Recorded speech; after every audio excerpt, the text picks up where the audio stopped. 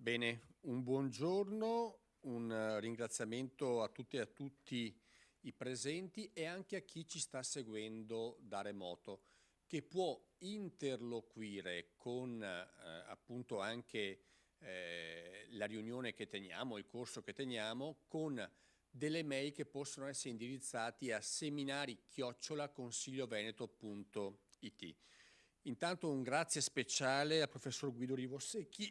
ordinario di diritto costituzionale all'Università di Padova, che terrà un seminario odierno sul regionalismo differenziato, argomento di attualità e anche di grande attenzione da parte della Regione Veneto. Un grazie sincero a chi ha organizzato questo seminario, al segretario generale dottor Roberto Valente e al dottor Alessandro Rota e a tutti i collaboratori che appunto stanno lavorando per rendere questi seminari intanto a cadenza diciamo ciclica, ma soprattutto di interesse e di attualità, specialmente per i temi che segue la Regione Veneto. Da una parte la sentenza della Corte Costituzionale numero 192 del novembre 2024 ha inciso fortemente sulla legge Calderoli, ponendo dei limiti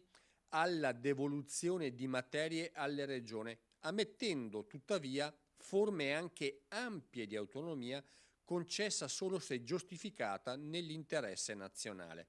D'altra parte, l'altra Corte, respingendo la proposta di referendum abrogativo presentato nei confronti della legge stessa, ha sottolineato che non si può mettere in discussione una previsione costituzionale, ovvero in questo caso l'autonomia regionale. Questo principio è contenuto nell'articolo 116 della Costituzione, introdotto con la riforma del titolo V voluta dall'allora maggioranza di centro-sinistra nel lontano ormai 2001. Il referendum, spiega la Corte, verrebbe ad avere una portata che ne altera la funzione, risolvendosi in una scelta dell'autonomia differenziata che come tale, in definitiva, sull'articolo 116 terzo comma della Costituzione, il che non può essere oggetto di referendum abrogativo, ma solo eventualmente di una revisione costituzionale, che ha un percorso e una strada complicata e non semplice. C'è chi ha detto che con la prima sentenza, la 192 del 2024, la Corte ha smontato la legge Calderoli, ma c'è chi, come il presidente Luca Zaia, vede nello scenario aperto dalla Corte la strada per un dialogo, un confronto sereno per dar vita a una riforma che potrebbe essere decisiva per l'ammodernamento e il miglioramento del sistema Italia, nel pieno dell'interesse nazionale. Davanti ai pronunciamenti della Corte tornano alla mente alcune considerazioni di Winston Churchill. Il successo non è mai definitivo, il fallimento non è mai fatale. È il coraggio di continuare che conta, disse appunto il grande statista inglese che tanto frequentò anche queste stanze. E ciò va benissimo nel confronto sul futuro del regionalismo differenziato, dopo le sentenze della Corte Costituzionale. Il coraggio, e aggiungo io, anche l'intelligenza e la lungimiranza di continuare, perché sempre, citando Churchill, non sempre cambiare equivale a migliorare, ma per migliorare bisogna cambiare. Il cambiamento oggi è necessario ed è imposto dai tempi, dai nuovi scenari geopolitici, dalla nuova economia, dalla rivoluzione conseguente alle tecnologie e all'intelligenza artificiale. È anche vero che da anni, nota Galli della Loggia, che in Italia, davanti alle ipotesi di riforme, i grandi blocchi di potere insorgono puntualmente, fermando ogni mutamento. Troppe volte, quando il cambiamento investe interessi concreti che bloccano il Paese, si parla di svolta reazionaria, nostalgica o propagandistica, mirando a mantenere lo status quo. Poco più di un'ora fa, alla cerimonia di conferimento al dottor Michieli dell'assegno di ricerca annuale intitolato alla memoria di Anna Tuzzato, ho citato la famosa nota di Walter Benjamin sull'Angelus Novus di Klee. L'angelo guarda al passato, ma è spinto avanti in modo prepotente dal vento tempestoso e inarrestabile che lo lancia verso il futuro. Ogni marinaio sa che davanti al vento tempestoso bisogna regolare le vele e fare in modo di essere di non essere travolti dal vento o dal nuovo scenario. Oggi siamo nel bel mezzo di un uragano. Pensare di affrontare la modernità, i nuovi equilibri geopolitici ed economici, le grandi sfide che l'umanità ha di fronte a sé, l'avvento dell'intelligenza artificiale e il peso di grandi nazioni come la Cina, l'India, il Brasile e la Russia, chiedendo che venga loro riconosciuto appunto di affrontare questo nuovo mondo con gli strumenti del passato, significa porre le basi del sottosviluppo, significa essere travolti dal nuovo che avanza. Mai come oggi cambiare si può e si deve. Questo vi assicuro appunto non è un tema lontano dall'analisi degli scenari che il professor Rivosecchi, a cui lascio la parola, traccerà nel suo intervento. Siamo assolutamente convinti che il sistema Italia abbia bisogno di essere ammodernato e che l'autonomia differenziata può essere assolutamente un fattore di ammodernamento. Come lo citavo prima appunto nel dietro le quinte, altra cosa sarà la necessità di approvare il federalismo fiscale che è contenuto nei principi del PNRR. L'Italia lo ha sottoscritto con l'Europa che ce lo ha chiesto, quindi rendere anche il fisco più lineare e più semplice e legato alle autonomie locali penso sarà una sfida che nei prossimi mesi il sistema Italia deve per forza affrontare e mi auguro saper gestire. Grazie professore, a lei la parola.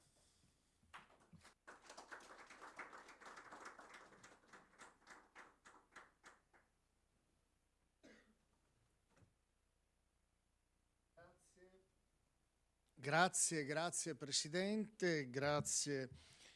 agli amici del Consiglio regionale per l'invito e per la consueta ospitalità. Questa occasione odierna di riflessione sul regionalismo differenziato, sullo stato dell'arte, direi più in generale di attuazione del regionalismo in Italia, in particolare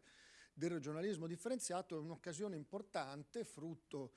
della rinnovata e perdurante collaborazione tra il Consiglio regionale della Regione del Veneto e il Dipartimento di Diritto Pubblico Internazionale Comunitario dell'Università di Padova, che ha fornito un contributo per l'organizzazione di questi e la promozione di questi seminari del lunedì, che sono ormai una consuetudine qui al Consiglio regionale del Veneto e che contiamo di proseguire e intensificare nei prossimi mesi, individuando temi legati alla nostra riflessione scientifica che possono essere occasione utile di approfondimento anche in una chiave politico-istituzionale, in particolare in relazione all'attività del Consiglio regionale. Il tema che oggi mi è stato affidato è un tema su cui abbiamo riflettuto in diverse occasioni nelle sedi della Regione Veneto, sia in sede di giunta che in sede di consiglio, perché sono diversi anni, come tutti sappiamo, che riflettiamo e ragioniamo su questo tema, quello del regionalismo differenziato, appunto collocandolo nella più generale attuazione del titolo quinto.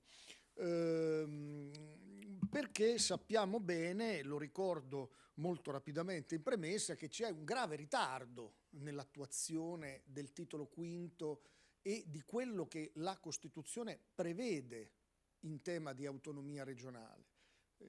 Ci ricordava poc'anzi il Presidente Ciambetti l'ultimo atto di questo ritardo, no? Il federalismo fiscale, più in generale l'attuazione dell'autonomia finanziaria e fiscale regionale prevista dall'articolo 119 della Costituzione è stata rinviata in tante occasioni e c'è il rischio di mancare l'importante appuntamento di attuazione di quel capitolo del Piano Nazionale di Ripresa e di Resilienza che espressamente prevede l'attuazione, fra l'altro, del federalismo fiscale entro il 2026. Questo è solo un esempio dei ritardi che ci sono stati nell'attuazione dell'autonomia regionale e quindi vorrei articolare la nostra riflessione di oggi, sottoponendola all'attenzione del dibattito di tutti coloro che vorranno intervenire, fondamentalmente in 4 punti. Un Primo punto, una premessa di contesto che riguarda lo stato dell'arte del regionalismo italiano, le ragioni di questi ritardi nel decollo dell'autonomia regionale che ancora non c'è stato, come è previsto invece nei termini in cui essa è prevista dalla Costituzione italiana. Secondo punto, venendo specificamente all'attuazione dell'articolo 116 terzo comma, il ruolo del Parlamento nell'approvazione delle intese e quindi il ruolo della legge statale nell'approvazione delle intese e nel controllo, diciamo più in generale, che attraverso il Parlamento ci deve essere in base all'articolo 116 terzo comma su questo procedimento di attuazione del regionalismo differenziato. Terzo punto, le garanzie di eguaglianza dell'attuazione del regionalismo differenziato che passano per la garanzia dei livelli essenziali delle prestazioni, che è, diciamo, vedremo la soglia di eguaglianza necessaria nel godimento dei diritti che deve essere garantita, punto molto sottolineato dalla Corte Costituzionale nella citata sentenza 192, anche nell'attuazione del regionalismo differenziato e che diventa anzi la premessa per l'attuazione del regionalismo differenziato, la premessa necessaria per l'attuazione del 116 terzo comma, quantomeno nelle materie appunto cosiddette LEP, cioè inerenti ai livelli essenziali. Si può invece discutere di quanto ancora la Corte mantenga questa garanzia dei LEP come premessa necessaria per il trasferimento delle funzioni nelle materie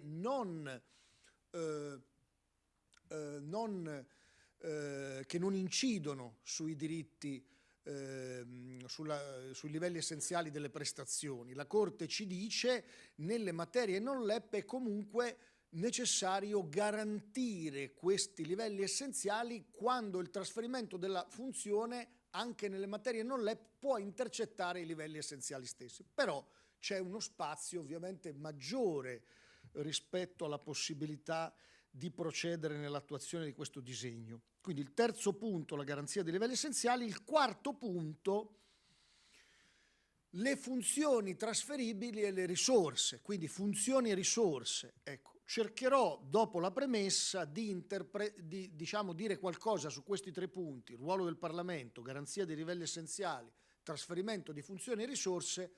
prima e dopo le sentenze della Corte, cioè nel quadro delineato dalla legge 86 del 2024 e che, come poi su questi tre temi centrali la sentenza 192 ha inciso e quali quindi modifiche chiede la Corte per poter proseguire in questo processo. Molto rapidamente una premessa di contesto, perché ragioniamo da tanti anni sul regionalismo, sull'autonomia regionale. Abbiamo qui promosso una rivista, rilanciato una rivista storica che appartiene al patrimonio culturale delle autonomie territoriali, il diritto della regione, e tuttavia, nonostante questa riflessione scientifica in atto da tanto tempo, in particolare in Veneto, ma non solo in Veneto, l'autonomia regionale è ancora al palo. Quali sono le ragioni di questi ritardi su cui ci siamo confrontati a lungo? Molto rapidamente noi possiamo individuare almeno tre fattori che hanno determinato questo ritardo, che poi sono stati acuiti nella fase delle crisi degli ultimi 15 anni. Il primo fattore è un fattore storico-culturale, cioè le regioni non sono mai state interpretate come un fattore di spinta nei confronti della società italiana di sviluppo, come in realtà le concepisce la Costituzione. Cioè le regioni sono, le autonomie territoriali in generale, ma le regioni in particolare, uno strumento fondamentale di garanzia di democrazia e di libertà, di garanzia del principio democratico, sia perché assicurano l'articolazione in senso verticale dei pubblici poteri e quindi sono uno strumento di garanzia contro ogni forma di accentramento. e quindi uno strumento di garanzia della divisione dei poteri. Ce ne siamo accorti durante la pandemia, quando veniva legiferato e venivano poste regole attraverso decreti del Presidente del Consiglio dei Ministri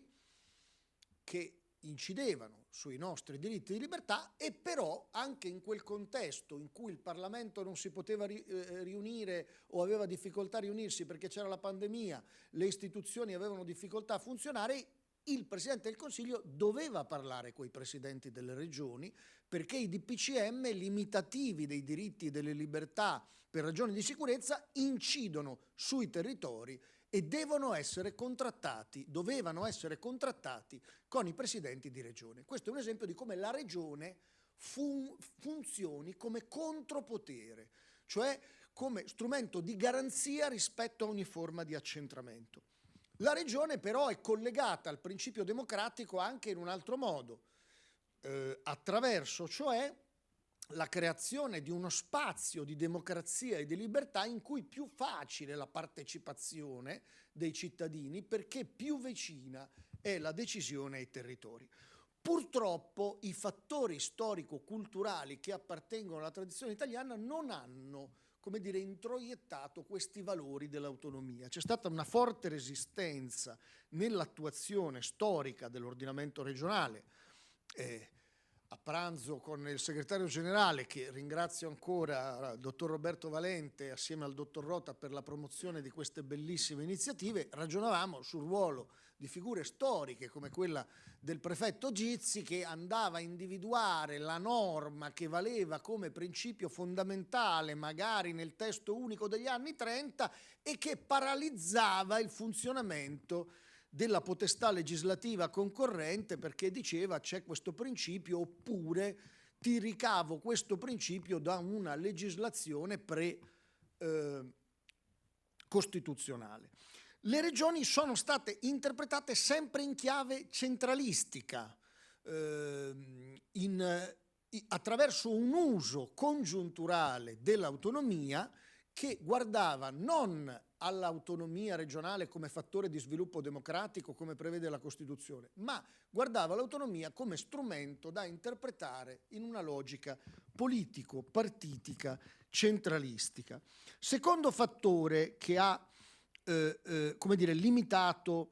l'inveramento dell'ordinamento regionale nel nostro ordinamento è proprio la resistenza delle burocrazie centrali, cioè prendere sul serio il principio autonomista e il ruolo delle regioni significherebbe collocare veramente funzioni, risorse, personale a livello periferico, e questo nel corso di tutte le vicende repubblicane italiane. Rispetto a questa tendenza ci sono state forti resistenze da parte delle burocrazie centrali. Il terzo fattore è il tema fiscale, ce lo ricordava il presidente Ciambetti. Il tema fiscale, la questione delle risorse e dell'autonomia finanziaria e fiscale è una questione centrale. Nel momento in cui si attuano le regioni in Italia, primi anni 70, si fa una riforma fiscale 1971 che è fortemente centralistica nel disegnare, come dire, il ruolo fra la potestà impositiva, il prelievo delle risorse e il momento della spesa, e più in generale direi proprio il sistema dei tributi italiano è fortemente ancorato al centro. Quindi le regioni si portano dietro purtroppo questa contraddizione originaria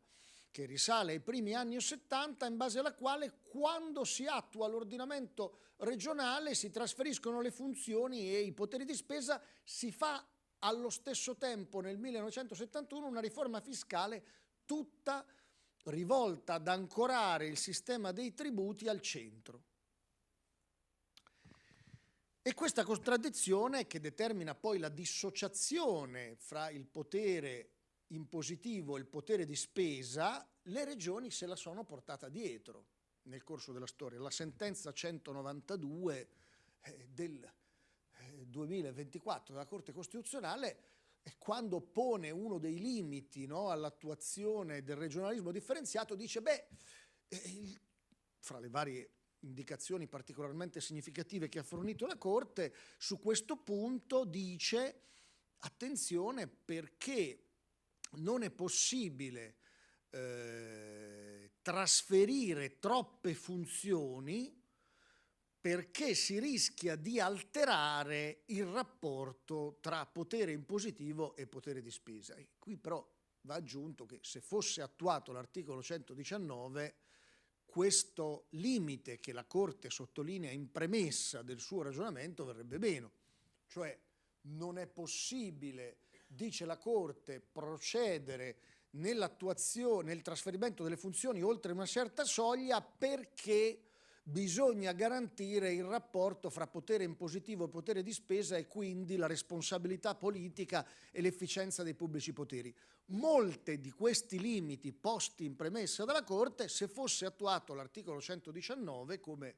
ricordavamo anche in relazione al Piano Nazionale di Ripresa e Resilienza sul tema del federalismo fiscale, probabilmente verrebbero meno o comunque avrebbero un peso meno incisivo. Quindi il 119 è una questione centrale di cui tenere conto nell'attuazione del regionalismo in generale. E quindi la questione delle risorse è una questione centrale. In questo contesto, negli ultimi 15 anni, noi abbiamo assistito a un'accelerazione di questi fattori che hanno congelato il disegno autonomistico e l'attuazione del regionalismo italiano, dell'ordinamento regionale, perché noi ormai da 15 anni viviamo in un regime di emergenza permanente. Prima la crisi economico-finanziaria deflagrata in Italia nel 2010-2011, poi la crisi economica, poi la crisi pandemica, poi la crisi oggi bellico-energetica che induce a ulteriori tendenze all'accentramento, non solo nel riparto delle competenze legislative e nell'esercizio delle funzioni amministrative, ma anche nei poteri finanziari e fiscali. Cioè la risposta alla crisi negli ultimi 15 anni, alle crisi che si sono susseguite, è andata nel senso dell'accentramento, sul presupposto che quando c'è la crisi economica, quando c'è la crisi pandemica, quando c'è una situazione di forte alterazione del funzionamento fisiologico delle istituzioni, la risposta è nel segno dell'accentramento, perché con l'accentramento è più facile controllare la spesa pubblica e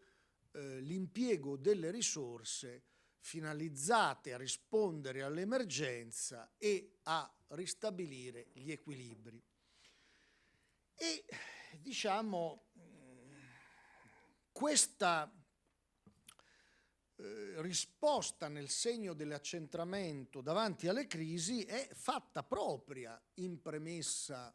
anche dalla sentenza 192 del 2024 della Corte Costituzionale, laddove la Corte, dirò tra un attimo, individua nel principio di sussidiarietà il criterio di allocazione delle funzioni che permea tutto l'ordinamento costituzionale e quindi anche in prospettiva l'attuazione del regionalismo differenziato, e dice che la Corte dice si possono trasferire le funzioni solo secondo sussidiarietà per migliorare l'efficienza dei poteri pubblici. E dice però certo, quando c'è la crisi la tendenza non può che essere alla centralizzazione determinata da evidenti economie di scala, cioè lo Stato deve continuare a svolgere funzioni anche per le altre regioni se trasferisce alcune funzioni alle regioni beneficiarie della differenziazione, quindi per economia di scala deve, come dire, può trasferire poco in termini di funzioni. Quando ci sono crisi economiche, dice la Corte, è necessario mantenere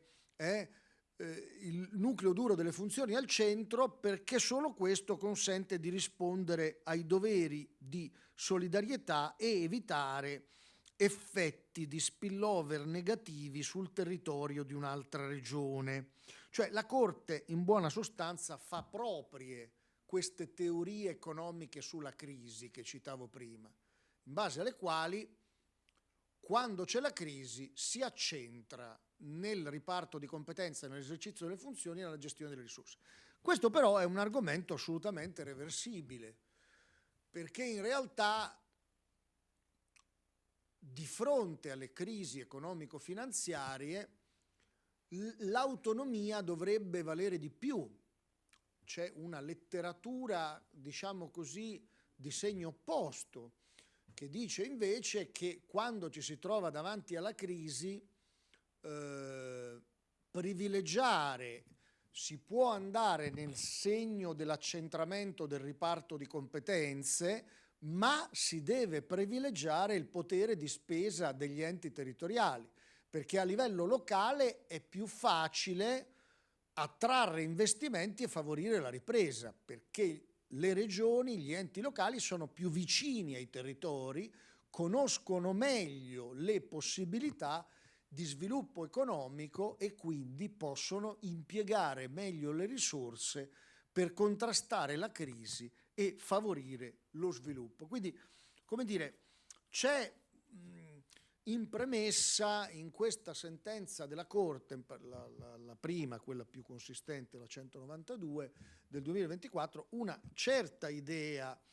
la Corte fa propria una teoria economica, che è quella dell'accentramento di fronte alla crisi, che però, ripeto, è un argomento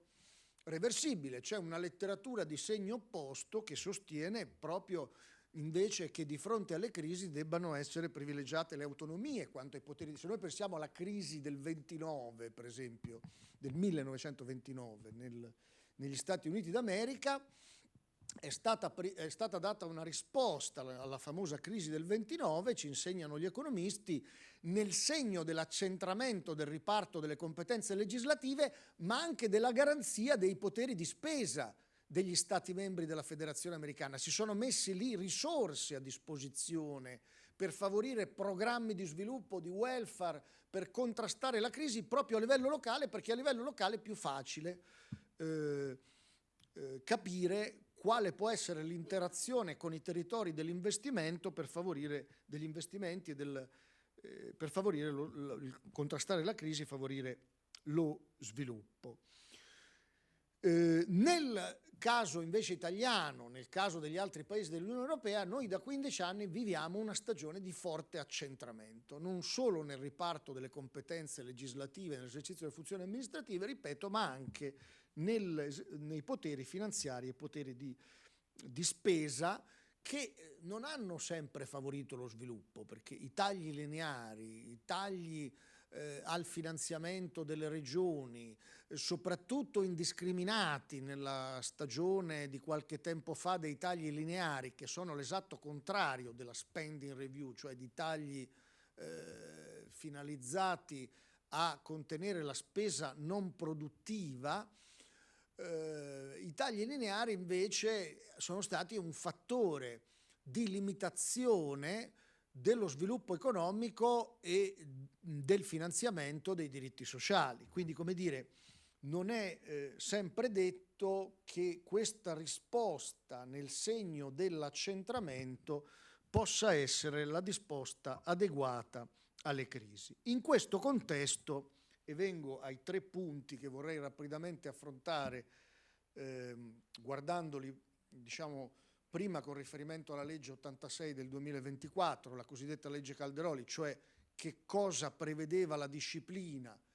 quanto al ruolo del Parlamento, ai livelli essenziali delle prestazioni e al rapporto tra funzioni e risorse che possono essere trasferite con il regionalismo differenziato alle regioni, e come invece è la situazione oggi dopo le sentenze della Corte Costituzionale. Dicevo, in questo contesto il regionalismo differenziato può essere una delle risposte possibili per rilanciare il regionalismo italiano, cioè per arrivare a, diciamo così, usare il regionalismo differenziato anche per dare compiuta attuazione del titolo quinto, perché ce lo ricordava il Presidente Ciambetti, il regionalismo differenziato è uno degli istituti previsti dal titolo quinto come riformato nel 2001, e quindi se attuato nei limiti di sistema che ci ha ricordato la Corte con la sentenza 192 devono essere rispettati, può essere uno strumento di rilancio del regionalismo. Ecco, allora, in questa chiave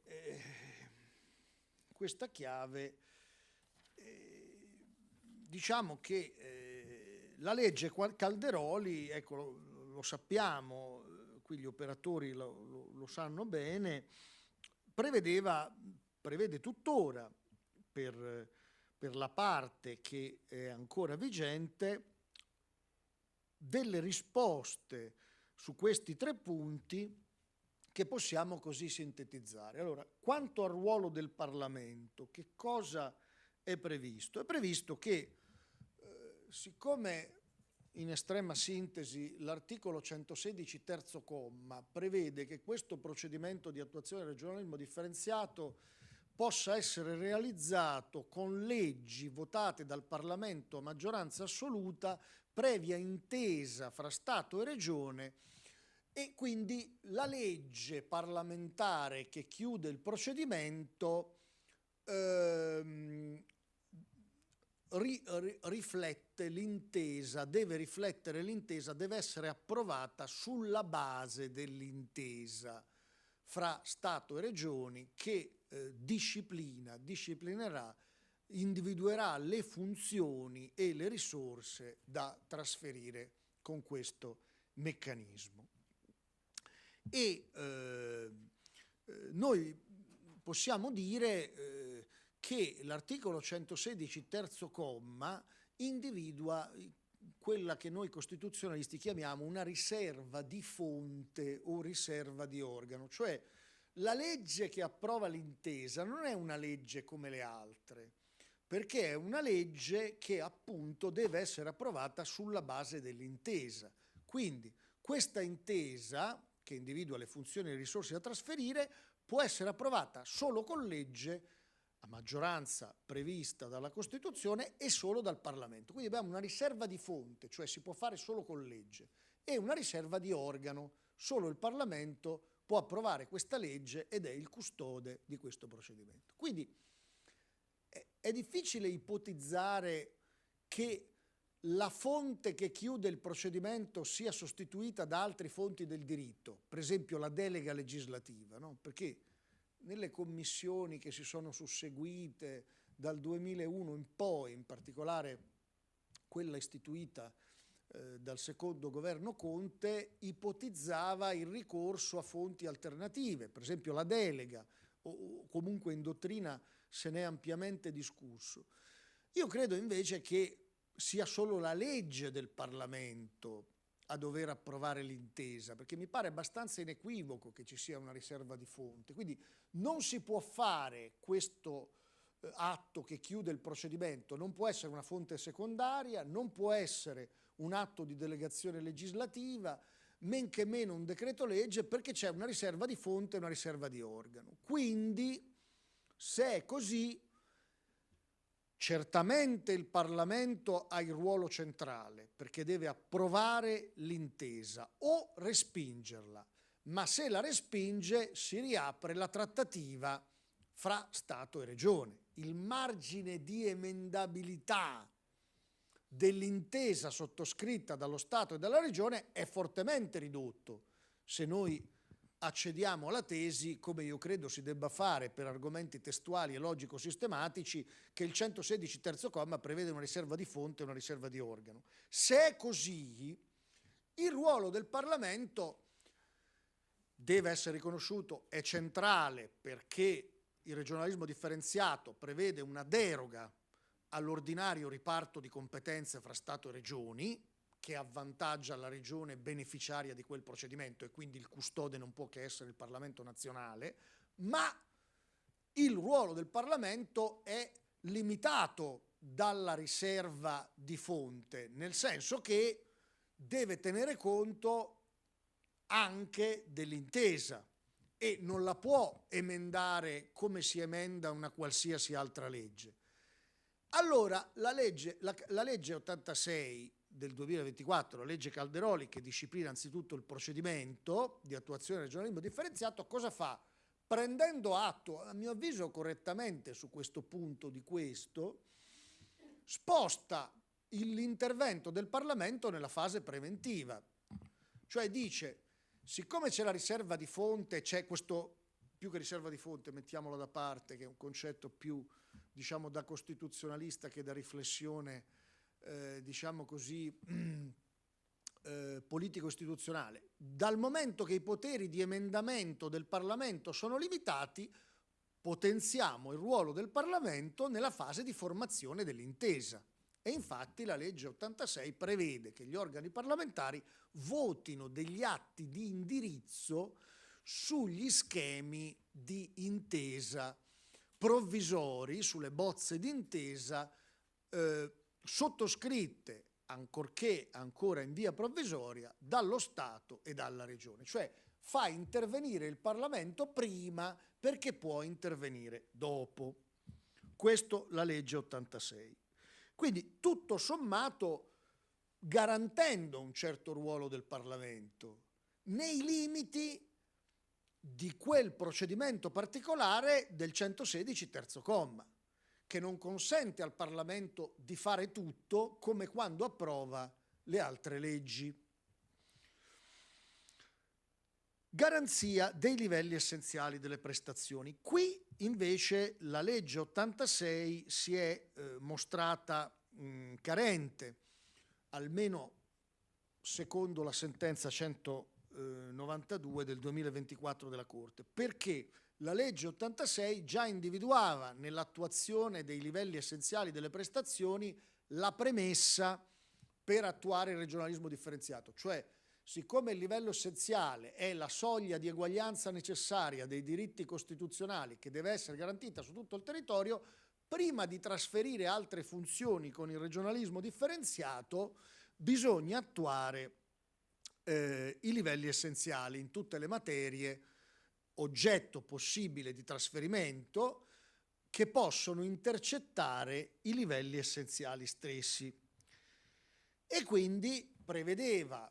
la legge Calderoli 3 procedimenti di attuazione, di determinazione dei livelli essenziali come premessa per attuare il regionalismo differenziato. Un primo procedimento a regime attraverso la delega legislativa e 2 procedimenti, uno transitorio e uno di aggiornamento dei livelli stessi con decreto del Presidente del Consiglio dei Ministri. Quindi, come dire, già la legge 86 diceva non si può procedere se prima non si sono determinati i livelli essenziali, ma lo faceva con riferimento a fonti secondarie anche. Su questo punto è intervenuta la Corte, vedremo tra un attimo come, dicendo no, si deve fare tutto con fonte primaria.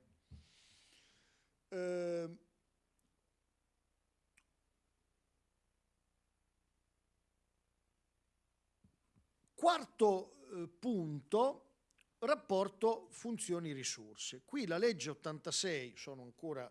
alla, diciamo, alla disciplina prima della sentenza della Corte, la legge 86, lo sappiamo tutti, individua delle funzioni, diciamo più che altro detta il procedimento in base al quale potranno essere trasferite le funzioni e le risorse nelle materie indicate dall'articolo 116 terzo comma, individuando una serie di garanzie quanto al mantenimento del rapporto della correlazione tra funzioni e risorse. Cioè se trasferisco funzioni alla regione con legge in cui si realizza, attraverso la quale si realizza questo procedimento, devo dotare la regione di risorse adeguate in forza del principio di parallelismo tra funzioni e risorse previsto dall'articolo 119, quarto comma della Costituzione. Lo strumento individuato per il finanziamento delle funzioni trasferite è la compartecipazione all'aliquote di alcuni tributi statali da parte regionale che saranno individuati nell'intesa, e questo pure mi sembra ragionevole, anche questo, perché non si può stabilire un meccanismo di finanziamento del regionalismo differenziato a priori se non è noto quali saranno le funzioni effettivamente trasferite. Le funzioni sono individuate nell'intesa entro i limiti di sistema che ci ricorda la Corte, e per finanziare quelle funzioni la Regione sarà dotata di risorse necessarie che saranno previste nell'intesa stessa in forma di compartecipazione, di aliquote di compartecipazione ai tributi statali. Su questo già la legge 86 prevede una serie di controlli, meccanismi affidati alla commissione, un'apposita commissione paritetica, e prevede anche l'intervento della Corte dei Conti proprio per mantenere la correlazione tra funzioni e risorse nei trasferimenti, per evitare cioè che siano trasferite più risorse rispetto alle funzioni da finanziare. Questo, in estrema sintesi, è la disciplina su questi 3 punti: ruolo del Parlamento, garanzia dei livelli essenziali delle prestazioni e finanziamento delle funzioni, quindi rapporto tra funzioni e risorse, che prevede la legge 86 del 2024. Questa legge viene impugnata, lo sappiamo, da 4 regioni davanti alla Corte Costituzionale. Si chiede anche un referendum abrogativo, muovendo dal presupposto che il regionalismo differenziato possa pregiudicare l'eguaglianza dei diritti costituzionali. Allora, qui il primo punto da sottolineare, visto che adesso dobbiamo parlare un po' delle sentenze, anche di cosa ha detto la Corte in questo quadro che ho ricordato, su cui poi spero ci saranno richieste di approfondimento, perché sono andato molto veloce sulla legge 86 del 2024, e la Corte Costituzionale, vediamo dal punto di vista della Corte questa legge impugnata, si trova a dover decidere prima di tutto una cosa molto importante. Si deve svolgere prima il referendum o si deve prima giudicare dei ricorsi delle 4 regioni, Puglia, Sardegna, Toscana e Campania, che hanno impugnato in via diretta, cioè in via d'azione davanti alla Corte Costituzionale, la legge 86? La Corte ha deciso, il Presidente della Corte in particolare, perché questa è una decisione che spetta al Presidente, di far svolgere prima i giudizi sulle impugnazioni delle regioni e soltanto dopo il referendum, che poi è stato dichiarato inammissibile, come ci ricordava il Presidente Ciambetti, sulla base degli argomenti che sono già stati richiamati dalla sentenza 10 del 2025. Questa decisione, a mio avviso, è corretta. Perché è corretta? Perché ricalca un po',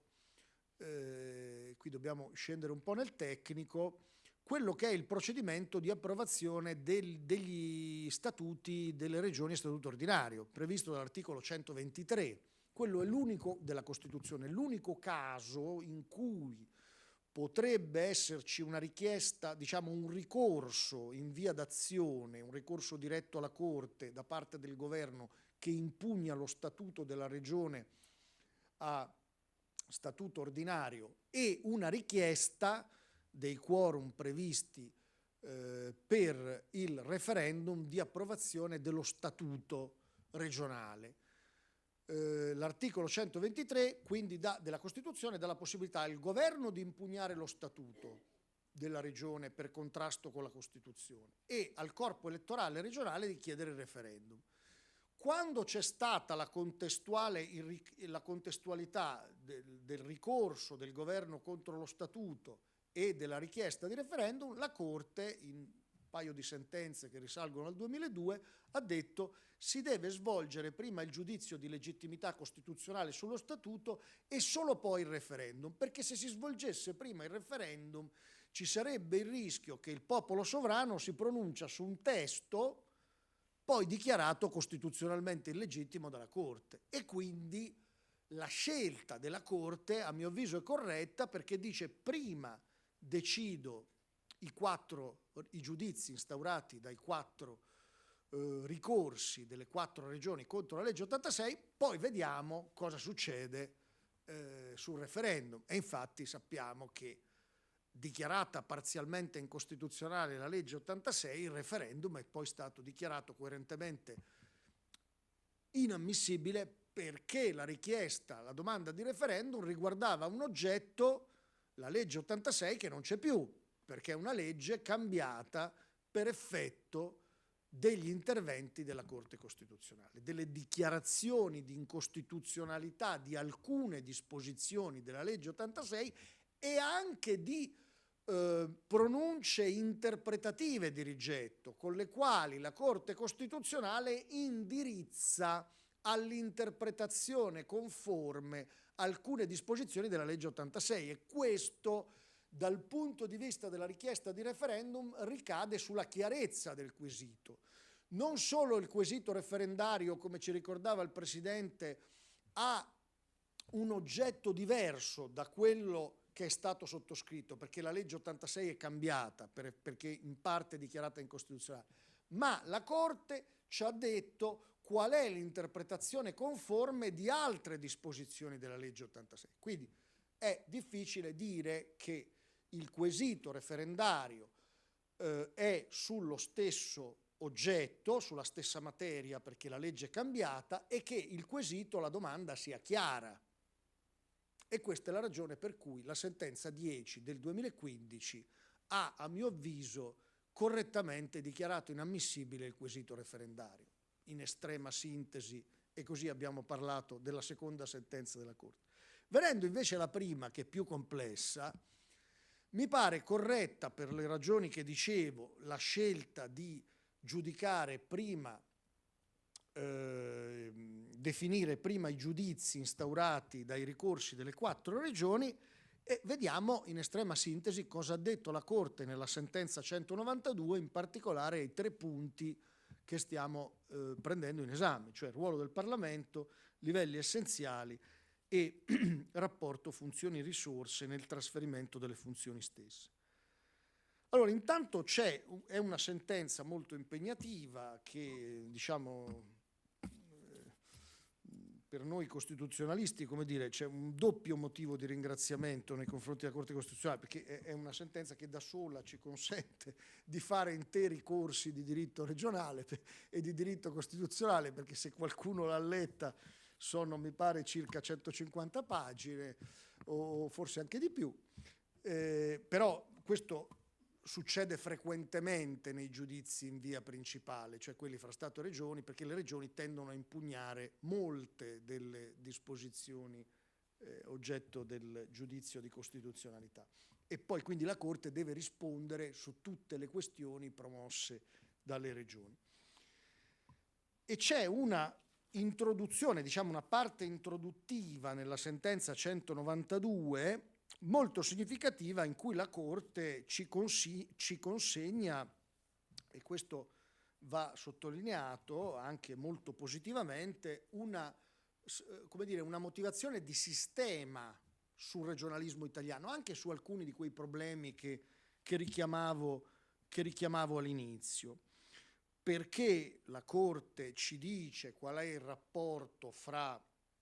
unità e autonomia, ci dice che l'autonomia è uno spazio di democrazia, di libertà, di partecipazione, ma non può pregiudicare il nucleo duro dell'eguaglianza dei diritti, ci dice come si sviluppano i rapporti tra Stato e autonomie, e quindi ci dà una serie di principi fondamentali in larga parte condivisibili, e quindi è una sentenza di sistema su quello che deve essere, secondo le prescrizioni costituzionali, il rapporto tra unità e autonomia. Quindi io, da costituzionalista, non posso che, come dire, in larga parte sottoscrivere. Ecco, ci sono però anche in questa parte introduttiva delle cose interessanti che io segnalo all'attenzione del dibattito, se c'è qualcuno che più si occupa di questi temi. Intanto è interessanti anche da guardare con attenzione. Intanto è interessante il ruolo che la Corte affida al Parlamento, in generale, perché qui ancora non sta parlando nella parte introduttiva del regionalismo differenziato, ma sta parlando dei rapporti fra Stato e Regioni. Per esempio c'è un ruolo molto significativo affidato al Parlamento, che è un ruolo anche ulteriore, più forte rispetto a quello che richiamavo prima, per esempio nel 116 terzo comma, la legge parlamentare che approva, perché il Parlamento è il custode di come si può derogare al riparto di competenze fra Stato e Regioni attraverso l'intesa. Chiaro che il Parlamento è l'organo, come dice la Corte anche in questa sentenza, chiamato a comporre il pluralismo politico, territoriale e sociale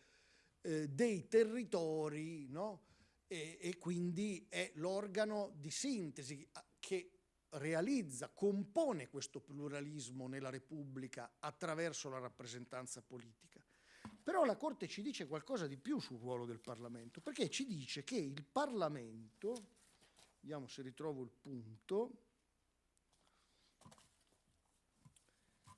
il Parlamento è il custode della stabilità delle relazioni fra Stato e Regioni, cioè ci dice in particolare che il Parlamento non è chiamato solo a comporre il pluralismo, ma è chiamato a garantire delle esigenze unitarie tendenzialmente stabili che trascendono la dialettica tra maggioranza e opposizione. La tutela delle esigenze unitarie in una forma di governo che funziona secondo la logica maggioritaria è espressione dell'indirizzo politico della maggioranza e del governo. Quindi la Corte ci dice: attraverso la logica maggioritaria, cioè a maggioranza, si esprime la funzione di indirizzo politico dal Parlamento al governo, e questa funzione di indirizzo politico deve tutelare le esigenze unitarie tendenzialmente stabili. Questa è una visione fortemente maggioritaria del ruolo del Parlamento, del governo, come tutore delle relazioni fra Stato e Regioni. A me pare che la Costituzione offra anche spunti, soprattutto spunti di segno diverso. Le relazioni fra Stato e Regioni sono presidiate dalla Costituzione in base al reparto di competenze, non sono disponibili all'indirizzo politico di maggioranza. Addirittura, dice la Corte, in un sistema che funziona col principio di maggioranza, cioè una visione molto, io la definirei ultramaggioritaria del ruolo del Parlamento come custode anche delle relazioni fra Stato e Regioni, che invece sono definite dalla Costituzione, non a maggioranza.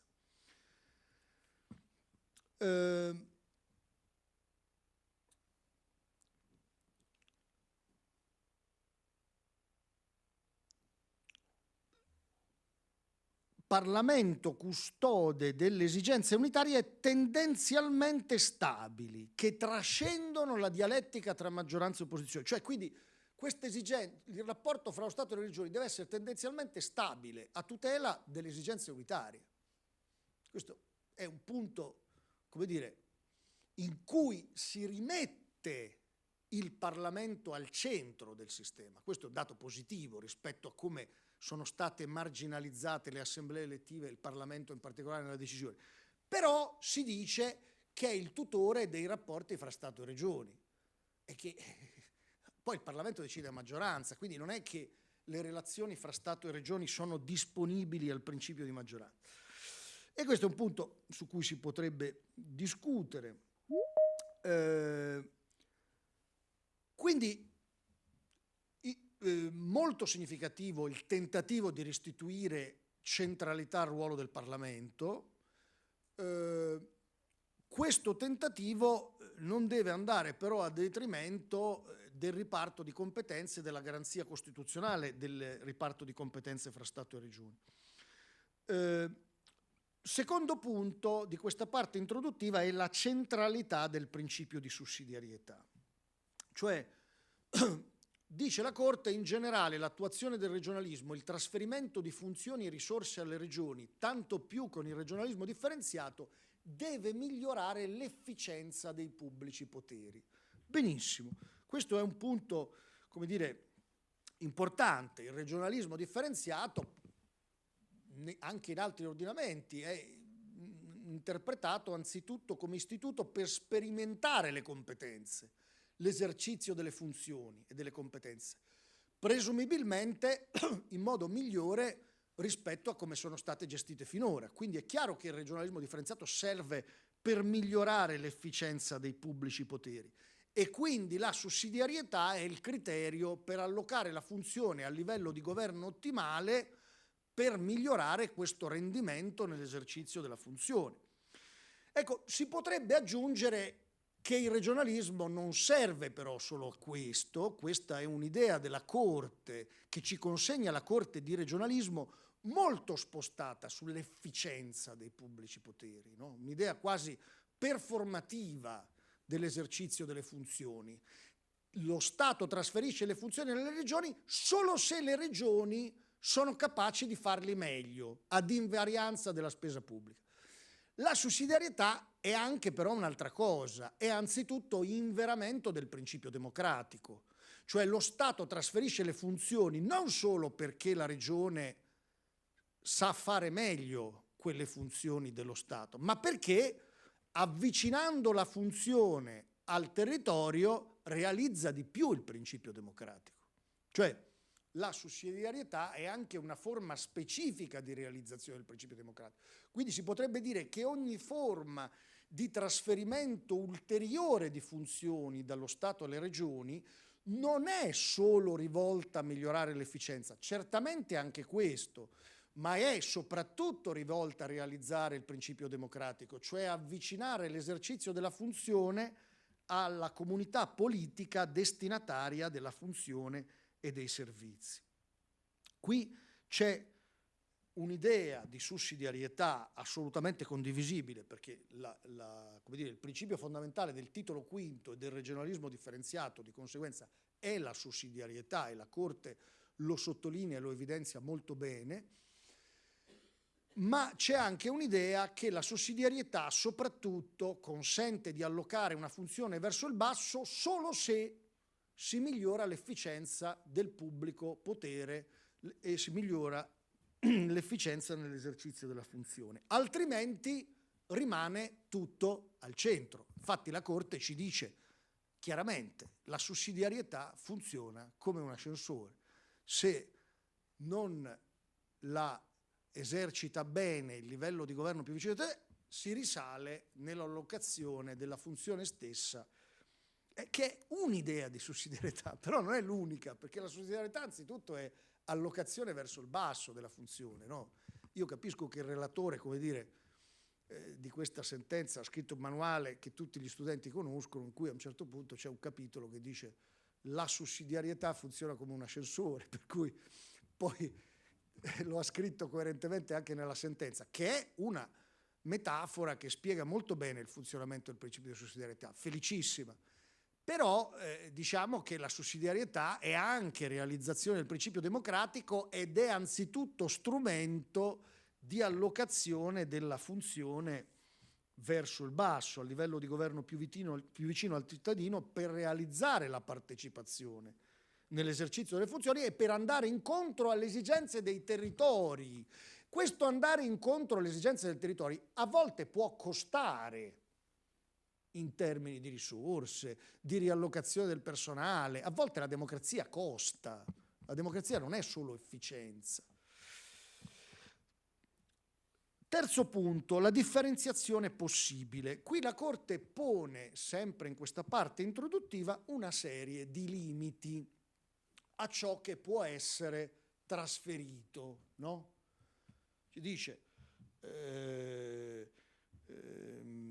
alcune materie, senza entrare nel dettaglio, non possono essere oggetto di trasferimento. Diciamolo meglio, alcune funzioni all'interno delle materie individuate dal 116 terzo comma sono problematiche per un possibile trasferimento, e poi ci sono alcune materie, ad esempio il commercio con l'estero, pure di potestà concorrente, richiamate dall'articolo 116 terzo comma, per le quali il trasferimento delle funzioni sarebbe oggettivamente problematico. Ma questo vale già nell'ordinamento italiano. Ci sono alcuni limiti di sistema. La stessa legge 86 non parla di materie, ma parla di funzioni da trasferire, perché le materie non sono trasferibili. Le materie sono dei contenitori che vanno riempite di contenuti attraverso le funzioni, e quindi possiamo ragionare di funzioni trasferibili, non di materie trasferibili. Già la legge 86 però fa così, non adotta un approccio, mi pare, così diverso da quello della sentenza della Corte. Nella differenziazione possibile la Corte ci dice che ci sono dei limiti di sistema, che sono anzitutto posti dalla Costituzione, poi enfatizza molto anche il diritto dell'Unione Europea. Sono citate molte sentenze della Corte di Giustizia su questi segmenti di materie non trasferibili. Ecco. In realtà già la Costituzione italiana definisce l'assetto delle relazioni fra Stato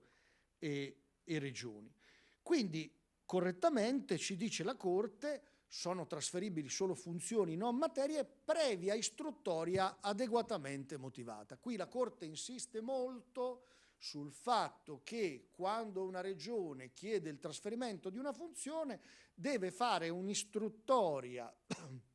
adeguatamente motivata che giustifichi l'allocazione delle funzioni, il trasferimento della funzione dal livello statale al livello regionale. Quindi pone un onere di motivazione che presumibilmente avrà una sua incidenza e credo stia già avendo nella riapertura delle trattative per l'individuazione delle funzioni trasferibili, perché è onere della regione dimostrare adeguatamente, con un'adeguata istruttoria, con un'adeguata motivazione, che il trasferimento di quella funzione dallo Stato alla regione porterà a una maggiore efficienza. Torna questa prospettiva dell'efficienza, dell'efficacia nell'esercizio della funzione. Veniamo rapidamente ai 3 punti e chiudo poi lasciando spazio alle domande, che sono il ruolo del Parlamento. La Corte dice: non basta quello che dicevo prima, il coinvolgimento del Parlamento con atti di indirizzo sugli schemi di risoluzione. Il Parlamento deve poter emendare l'intesa, deve poter pronunciarsi sull'intesa con la possibilità di emendare, il che apre uno scenario interessante. Lo dico perché siamo al Consiglio regionale, fra l'altro sul versante dei regolamenti parlamentari, i quali non disciplinano oggi Camera e Senato una disciplina su quelli che saranno gli effetti del voto contrario del Parlamento in caso dell'approvazione di un emendamento che respinge un'intesa o parte di un'intesa, perché l'effetto di un emendamento così approvato è un effetto sospensivo, non è un effetto di approvazione, diciamo, di un emendamento come avviene nella procedura parlamentare normalmente oggi. È un effetto sospensivo che dovrà essere, io credo, disciplinato dai regolamenti parlamentari, che nulla prevedono sul punto in ordine al seguito delle intese, non solo queste del 116 terzo comma, ma anche ad esempio quelle dell'articolo 8 fra confessioni religiose. Quindi qui c'è una diciamo, una pronuncia della Corte su questo punto. La Corte fa un'interpretazione costituzionalmente orientata, dice va bene la legge Calderoli, ma il Parlamento deve poter emendare. Noi dobbiamo interpretare queste disposizioni col fatto che non è, come si pensava, come dicevo io prima, un prendere o lasciare in base alla riserva di organo che riduce l'emendabilità, ma il Parlamento dovrà poter emendare e quindi si deve disciplinare l'emendamento che avrà un effetto sospensivo sul contenuto dell'intesa, per, come dire, potenziare ulteriormente il ruolo del Parlamento come custode del procedimento. Livelli essenziali. Qui la Corte dichiara incostituzionale la legge di delega che per insufficienza di principi e criteri direttivi nell'individuazione dei livelli essenziali delle prestazioni concernenti i diritti civili e sociali e il procedimento transitorio e di aggiornamento dei livelli essenziali per i quali la legge 86 prevedeva il DPCM. Quindi sui livelli essenziali bisogna sostanzialmente riaprire il procedimento e mi risulta che ci sia appunto una riflessione in questo senso da parte del ministro Calderoli, utilizzando in parte il lavoro che è stato fatto in sede di CLEP, di comitato appunto istituito per la determinazione dei livelli essenziali, però sostanzialmente si potrà presumibilmente recuperare parte di questo lavoro, ma bisognerà fare un'altra legge delega che sostituisca i principi e criteri direttivi, o meglio che detti nuovi principi e criteri direttivi più articolati ai fini della determinazione dei livelli essenziali, perché la Corte nella sentenza 192 dice che questa delega, i principi e criteri direttivi di questa delega non sono sufficienti e che non si può fare con fonte secondaria. Io questo punto della pronuncia lo condivido appieno perché la Corte chiarisce bene che differenza c'è. Questo è uno dei meriti della pronuncia. Dopo però con delle precisazioni. Qual è il grande merito della pronuncia? Forse il punto più importante è che la Corte chiarisce la differenza fra nucleo essenziale del diritto e livello essenziale. Il nucleo essenziale del diritto è un limite alla discrezionalità del legislatore, è il nucleo incomprimibile del diritto. Il livello essenziale è un po' di più, include più prestazioni, è una scelta politica del legislatore che indica nel livello essenziale più prestazioni di quelle riconducibili al nucleo minimo essenziale del diritto che una volta fissato il livello essenziale devono essere garantiti in condizioni di eguaglianza su tutto il territorio. Quindi è la soglia di eguaglianza che deve essere garantita su tutto il territorio. E la Corte dice che bisogna farlo con fonte primaria.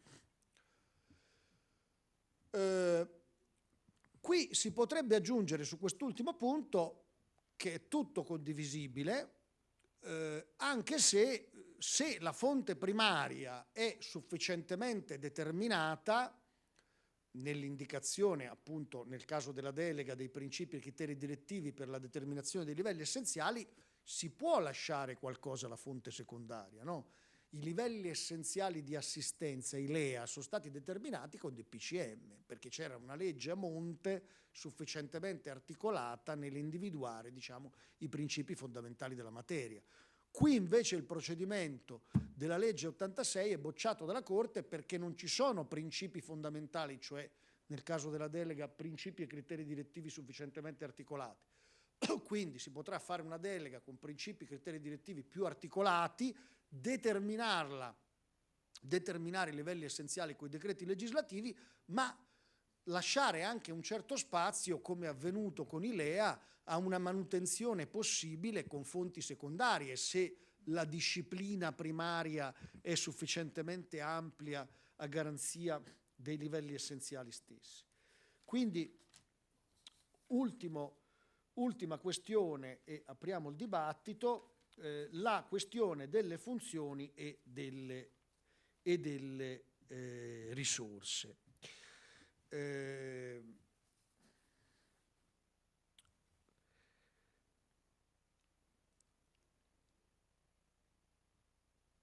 La sentenza 192 precisa che sono oggetto di trasferimento le funzioni e non le materie, e che al trasferimento delle funzioni deve seguire un adeguato trasferimento di risorse, perché tutta questa operazione deve essere, diciamo così, finanziariamente coperta, quindi da un lato non si possono scaricare i costi del regionalismo differenziato sullo Stato che deve continuare a esercitare le funzioni nei confronti delle altre regioni, dall'altro la regione deve essere dotata di adeguate risorse attraverso le aliquote, la compartecipazione ai tributi che saranno individuati nell'intesa per finanziare le funzioni trasferite. Su quest'ultimo punto c'è un accoglimento significativo, una pronuncia, diciamo una dichiarazione di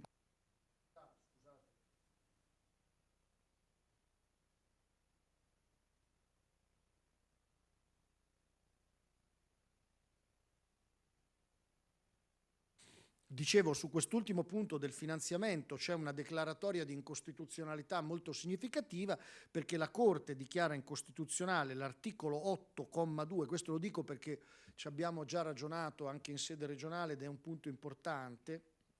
perché la Corte dichiara incostituzionale l'articolo 8,2, cioè quella norma che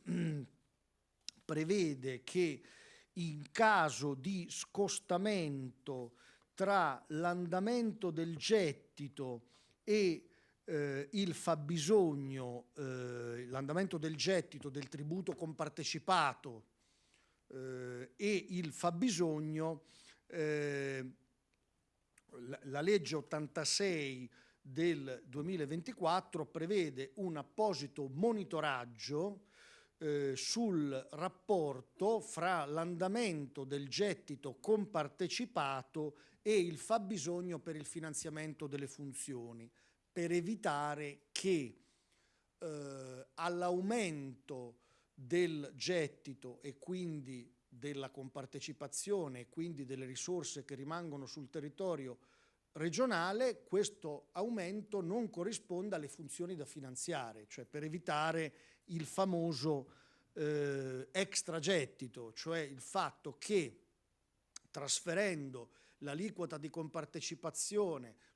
affidando l'aliquota di compartecipazione alla regione, all'aumentare del gettito la regione potrebbe avere più risorse rispetto a quelle strettamente necessarie al finanziamento delle funzioni. Per evitare questo fenomeno, l'articolo 8,2 della legge 86 del 2024 prevede che ci sia un controllo al fine di assicurare la corrispondenza tra funzioni e risorse trasferite. La Corte dichiara incostituzionale questa norma nella parte in cui non fa riferimento al fabbisogno standard, ma al fabbisogno. Cioè la Corte dice, nel rapporto, nel misurare questo scostamento tra l'andamento del gettito e il fabbisogno per il finanziamento delle funzioni trasferite, la norma è incostituzionale perché fa riferimento al fabbisogno e non al fabbisogno standard, cioè non fa riferimento a un criterio, quello del fabbisogno, che potrebbe incorporare un criterio di calcolo del costo delle funzioni, quello della spesa storica, che non è un criterio efficiente. La dichiarazione di incostituzionalità perché è interessante? Perché per una regione come la Campania, che ha un fabbisogno, diciamo adesso faccio un esempio, ma ce ne sono tante, diciamo regioni che sono state a lungo in piano di rientro, che hanno una gestione non sempre virtuosa delle risorse, non hanno, come si dice tecnicamente, efficientato la spesa, cioè il fabbisogno per il finanziamento delle funzioni di queste regioni è un fabbisogno che ancora incorpora il criterio della spesa storica, cioè le risorse, essendo la finanza regionale in larga parte di carattere derivato, vengono trasferite a queste regioni per finanziare le funzioni sulla base della spesa storica. Quindi questa dichiarazione di incostituzionalità della Corte evita che, qualora queste regioni fruiscano del regionalismo differenziato, abbiano un'indicazione del fabbisogno superiore e quindi ricevano risorse in misura superiore alle risorse da finanziare che saranno trasferite. Nel caso del Veneto, che una regione come il Veneto, che ha già da tempo efficientato, come si dice, la spesa, il fabbisogno è già, come dire, al di sotto del fabbisogno standard. Quindi questa dichiarazione di incostituzionalità è una dichiarazione che può liberare spazi finanziari, perché siccome il fabbisogno del Veneto non è quello della spesa storica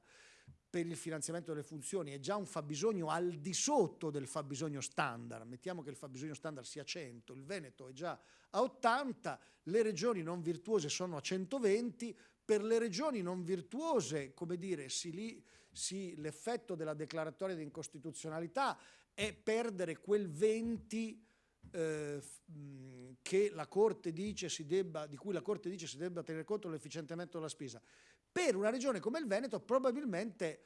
ha l'effetto di guadagnare un certo spazio di manovrabilità finanziaria. Adesso questa è una prima lettura della declaratoria di incostituzionalità che però, come dire, andrà verificata, fatto sta che sul rapporto tra funzioni e risorse c'è la tendenza a assicurare questa corrispondenza sia per lo Stato, sia per le regioni beneficiarie, sia per le regioni non beneficiarie del disegno di differenziazione. Insomma, in conclusione, la Corte Costituzionale con queste due pronunce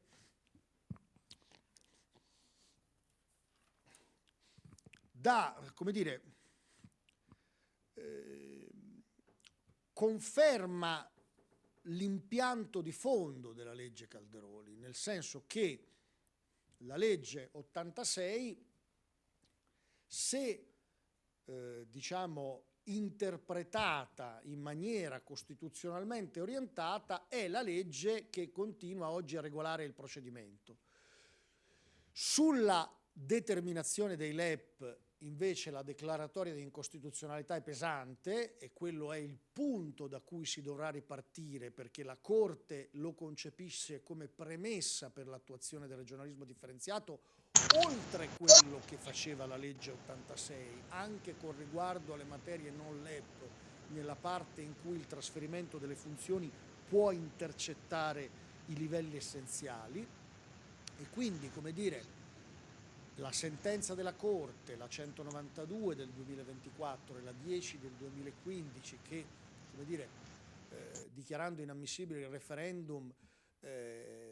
fa salvo l'impianto di fondo, o meglio, impedisce che il corpo elettorale, per le ragioni che abbiamo detto prima, impedisce con motivazioni di diritto ovviamente che il corpo elettorale si pronunci, facendo salvo questo impianto, e quindi sostanzialmente occorrerà ripartire dalla determinazione dei livelli essenziali, che è la premessa per l'attuazione del disegno normativo complessivo, fermo restando le altre disposizioni che, una volta definiti i livelli essenziali, consentiranno il trasferimento delle funzioni e delle risorse secondo i criteri originariamente previsti dalla stessa legge 86. Una sentenza quindi molto significativa, la 192, da cui possiamo partire nel nostro dibattito, che, come dire, fa sistema, individua i punti fondamentali per l'attuazione del regionalismo differenziato e che, come dire, mette anche dei paletti molto stringenti, forse anche più stringenti di quelli che possiamo desumere dal testo costituzionale. Cioè la Corte ci dice che ci sono molti limiti, facevo prima riferimento al diritto dell'Unione Europea, nella differenziazione delle materie, delle funzioni nelle materie che possono essere oggetto di differenziazione, e quindi è una decisione per molti aspetti significativa, una sentenza che, diciamo così, a mio avviso, giurisdizionalizza molto le scelte politiche. Cioè la Corte mette dei paletti molto forti, li desume in modo coerente e sistematico dalla Costituzione, ma nel mettere questi paletti, come dire, svolge anche un po' una funzione che negli ultimi anni avviene spesso nei rapporti tra Corte Costituzionale e legislatore, di indicazione forte al legislatore. Pensiamo alla tecnica Cappato, cioè ci sono delle tecniche decisorie che la Corte Costituzionale ha elaborato negli ultimi anni che consegnano un ruolo molto forte alla Corte Costituzionale, un ruolo che, come dire, lambisce le scelte discrezionali del legislatore, e in questa pronuncia è un esempio di giurisdizionalizzazione delle politiche pubbliche, cioè è un esempio di pronuncia con cui la Corte indirizza fortemente, muovendo da determinate teorie economiche e giuridiche, il legislatore a realizzare, se lo vuole fare, il regionalismo differenziato in un certo modo, tenendo conto delle garanzie previste dalla Costituzione, e per questa parte è una sentenza, come dire, di sistema molto significativa, ma, come dire, anche indicando paletti e limiti ulteriori che richiede la Corte siano presenti nella legge sul procedimento, nella legge 86, chiedendo probabilmente alla legge ordinaria anche più di quello che è desimibile dai principi costituzionali a garanzia dell'eguaglianza dei diritti. Penso alla motivazione sull'istruttoria quando una regione fa la richiesta di finanziamento, di trasferimento delle funzioni. Penso all'uso del principio di sussidiarietà in un'accezione molto efficientistica e performativa nell'idea dei pubblici poteri, quando si va a riallocare la funzione tra livelli territoriali di governo. Penso a questa idea, che peraltro è già espressa nella legge 86, non è che l'aggiunge la Corte, che tutto questo complesso procedimento, se si farà di trasferimento delle funzioni, deve essere a costo zero, ad invarianza, non deve incidere sulla finanza pubblica. Benissimo. Negli equilibri di bilancio, l'equilibrio di bilancio è un principio fondamentale della Costituzione, quindi va mantenuto per lo Stato e per le regioni. Ma quanto spendere per le politiche di trasferimento delle funzioni? Quanto spendere in favore dell'autonomia e quanto spendere in favore dell'accentramento? È una scelta di indirizzo politico, quindi questa idea, come dire, che non è certo quella della Corte, ma è un'idea che noi ci portiamo dietro, come dicevo in apertura,